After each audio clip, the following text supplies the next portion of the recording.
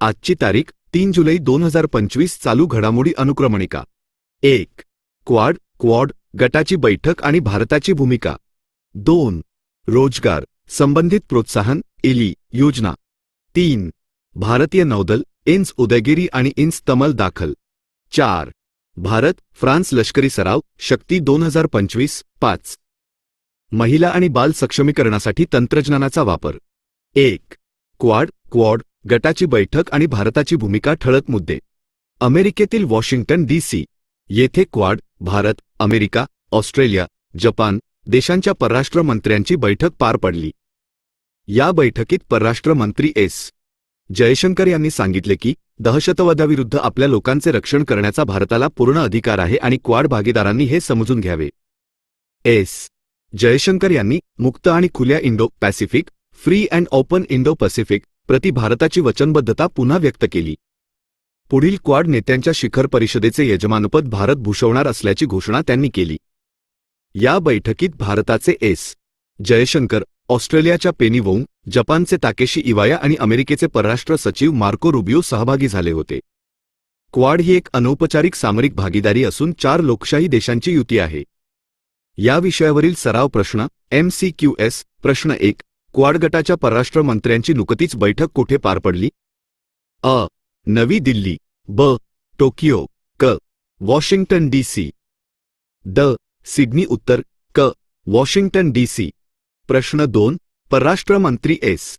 जयशंकर यांनी दहशतवादाच्या संदर्भात क्वाड बैठकीत कोणती भूमिका मांडली? अ.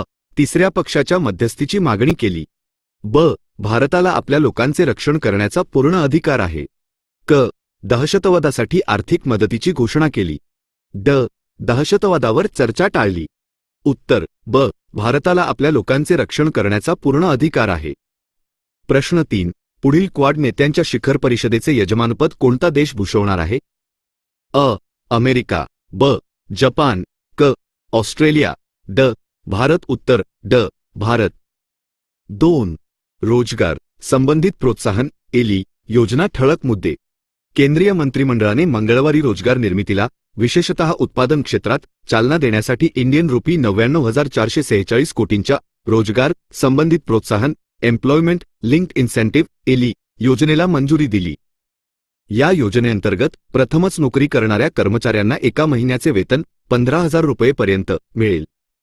नियोक्त्यांना एम्प्लॉयर्स अतिरिक्त रोजगार निर्मितीसाठी 2 वर्षांपर्यंत प्रोत्साहन दिले जाईल, तर उत्पादन क्षेत्रासाठी हे लाभ आणखी 2 वर्षांसाठी वाढवले जातील.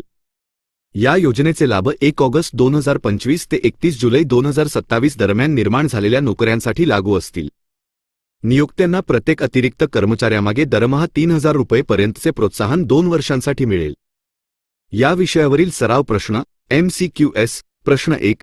केंद्रीय मंत्रिमंडळाने मंजूर केलेल्या रोजगार संबंधित प्रोत्साहन इली योजनेसाठी किती कोटींची तरतूद केली आहे? अ. 50,554 कोटी रुपये. ब.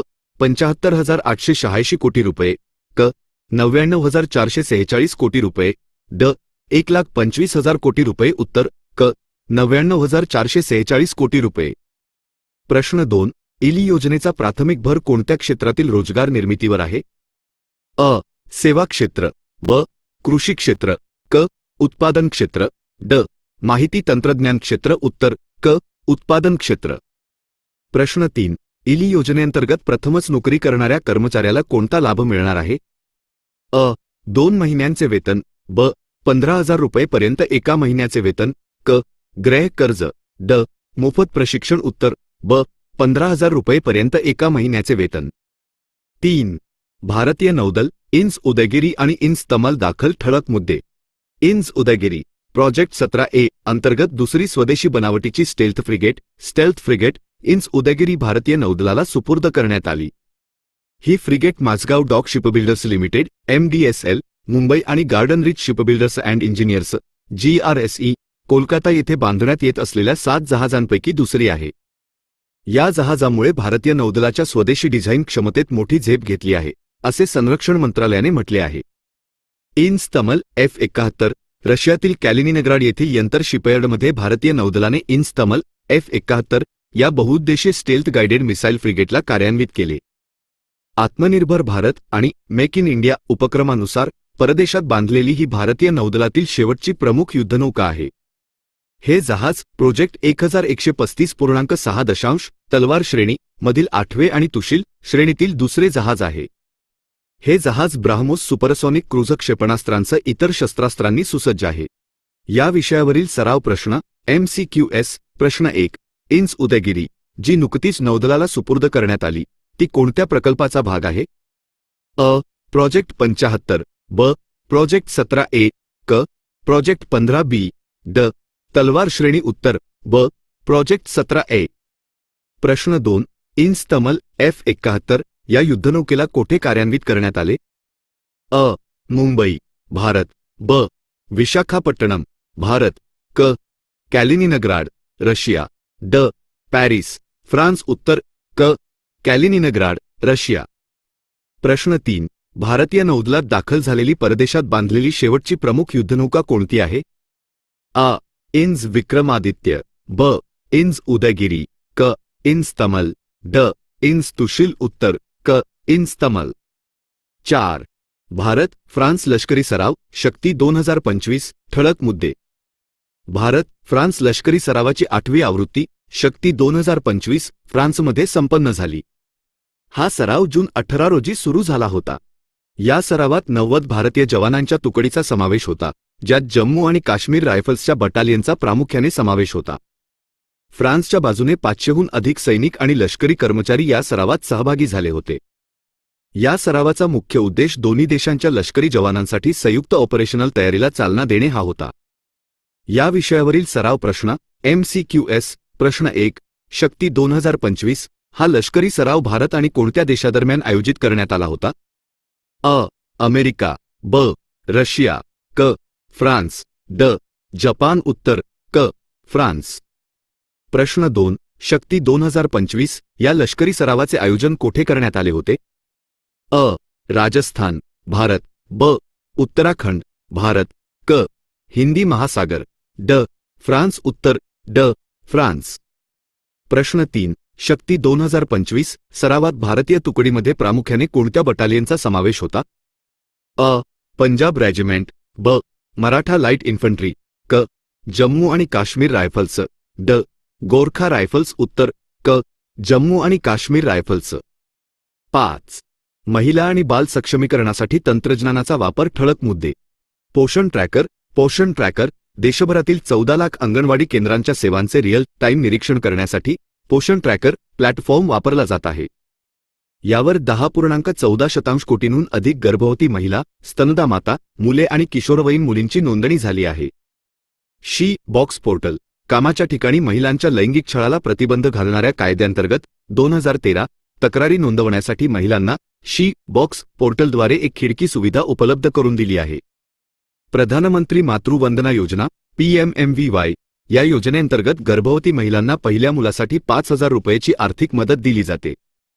मिशन शक्ती अंतर्गत दुसरे अपत्य मुलगी झाल्यास हा लाभ 6,000 रुपयेपर्यंत वाढवण्यात आला आहे. CARINGS पोर्टल बाल दत्तक प्रक्रिया अधिक पारदर्शक, सुलभ आणि कार्यक्षम करण्यासाठी child adoption resource information and guidance system CARINGS portal सुरू करण्यात आले आहे. सकारात्मक परिणाम. या प्रयत्नामुळे जन्मावेळी लिंग गुणोत्तर सेक्स रेशिओ ॲट बर्थ 2014 ते 15 मधील 918 वरून 2023 ते 24 मध्ये 930 पर्यंत वाढले आहे.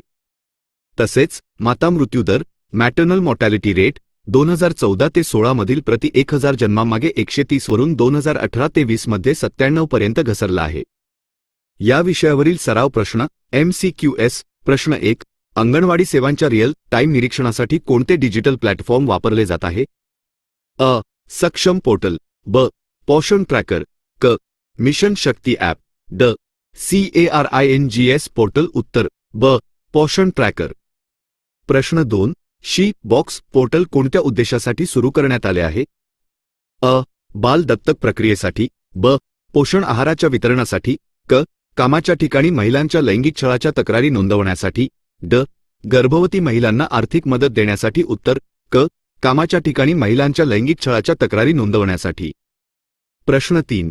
प्रधानमंत्री मातृवंदना योजना आणि मिशन शक्ती अंतर्गत दुसरे अपत्य मुलगी झाल्यास किती आर्थिक लाभ दिला जातो? अ. 3,000 रुपये. ब. 5,000 रुपये. क 6,000 रुपये ड 10,000 रुपये उत्तर क 6,000 रुपये